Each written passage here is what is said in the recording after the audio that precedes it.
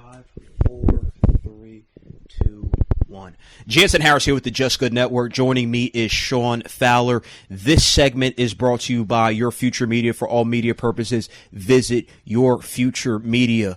Sean, it's going to be a big game Sunday night. The 6-2 Ravens, led by Lamar Jackson, against the 3-5 Patriots, led by Cam Newton.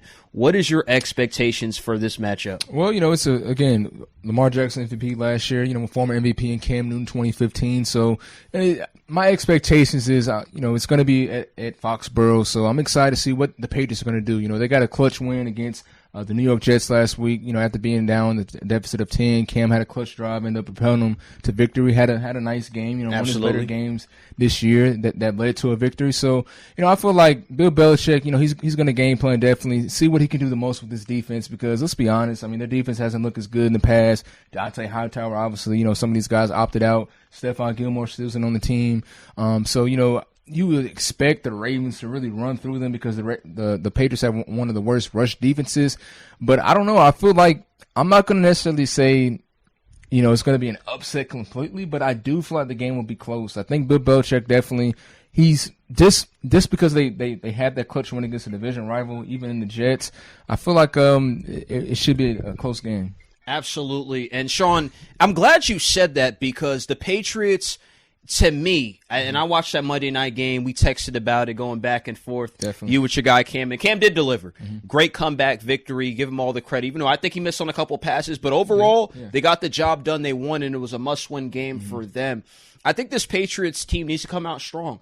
Cam Newton needs to hit on passes early. He needs easy routes. Josh McDaniels, the offensive coordinator, which when people were criticizing Cam Newton for not playing well, I said, whoa. Let's look at Josh McDaniels. Let's look at the coaching staff, the play calling, because you need to help Cam out with the play calling. Cam, this is his first season in this offense, Sean, and people are expecting all-world Cam. Some people have that expectations. You can't have that yet. But when I look at this matchup, I do give the edge slightly to the Ravens, but the Ravens are going to have to pass the football better. I look at the wide receiving core. Willie Snead, he needs more targets.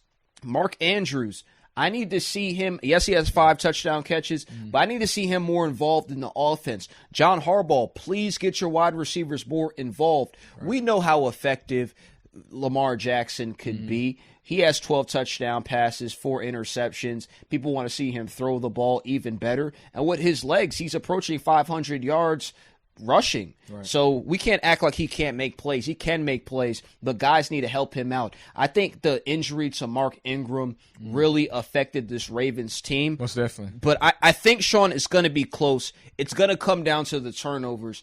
And the Patriots defense, like you said, they have guys out. They haven't looked as good as promoted. They're not looking that good this year. I seen Russell Wilson. He turned up on them, and that's obvious. But Joe Flacco, we know. But again, back to it. Joe Flacco turned the clock back. I was like, wow. He did. Watching at the gym, Sean, I was surprised. Him and Perriman, I was like, wow. So the Patriots defense, it looks like it has some flaws. I think Lamar Jackson to make some plays. I have the Ravens in this one to improve to 7-2. I think the Patriots' era is over if they lose this game. 3-6, that's not a good look. Yes, and the AFC is looking like it's pretty tough this season. It is, and I agree. The Ravens should be favored. Sunday night, we see what happened last year. It's actually funny around this time of Sunday night, the Baltimore Ravens, this is when they really got on the map, beating the New England Patriots on the Sunday night game in Baltimore at that time.